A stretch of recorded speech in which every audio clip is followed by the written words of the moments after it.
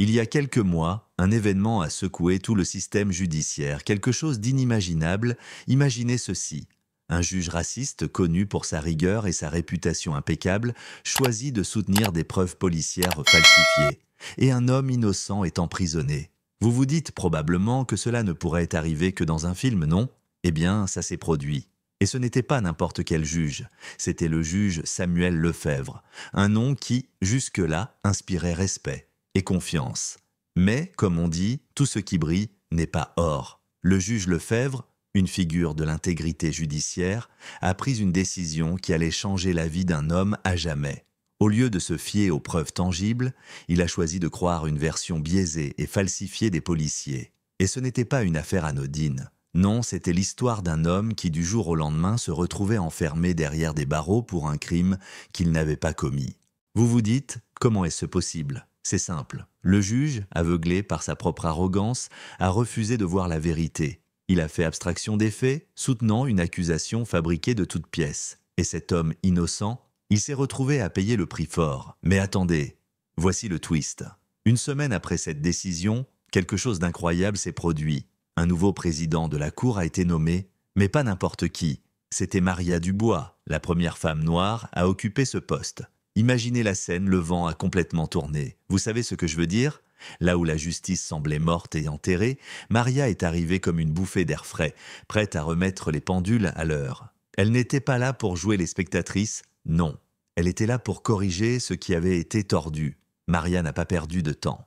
Elle a repris l'affaire, minutieusement étudié le dossier et découvert des incohérences flagrantes dans la décision du juge Lefebvre. Ce n'était pas juste une erreur judiciaire, c'était de la corruption pure et simple. Elle a décidé de rouvrir l'affaire malgré la pression énorme qu'elle subissait de la part du système. Elle a appelé les choses par leur nom. Elle a exposé les failles du système. Et croyez-moi, Lefebvre n'était pas content.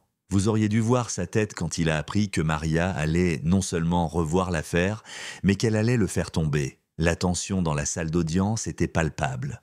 L'atmosphère, tendue, presque électrique, chaque mot prononcé par Maria résonnait comme un coup de tonnerre dans l'air. Les avocats, les témoins, tous avaient les yeux rivés sur elle. Maria était calme, mais vous pouviez sentir la détermination dans chaque geste, dans chaque mot. Et quand le verdict est tombé, Lefebvre a été disqualifié. Il a tout perdu, sa carrière, son respect, son pouvoir. Il n'était plus qu'un homme dont les erreurs avaient été exposées au grand jour. Mais le vrai changement, ce n'était pas seulement la chute de Lefebvre. Non, ce qui a changé, c'est la manière dont le système judiciaire a évolué. Maria Dubois n'a pas seulement apporté de la justice à un homme innocent, elle a redonné espoir à une institution tout entière. La justice ne se résume pas à des papiers et des verdicts, elle se trouve dans la vérité, dans la transparence et dans ceux qui osent de se battre pour elle. Maria n'a pas juste combattu un juge, elle a combattu un système qui s'était trop longtemps permis de se corrompre. Mais la vraie question demeure, ce changement est-il durable? Est-ce que ce système, que nous croyons réformé, peut vraiment se débarrasser des vieux démons du passé? Maria pourra-t-elle maintenir cette nouvelle justice? Ou le système reviendra-t-il à ses anciennes habitudes? C'est là que ça devient intéressant. Qu'en pensez-vous? Laissez vos commentaires ci-dessous et partagez votre opinion sur ce qu'est réellement la justice aujourd'hui. Vous croyez en un changement réel ou pensez-vous que tout ça n'était qu'un feu de paille?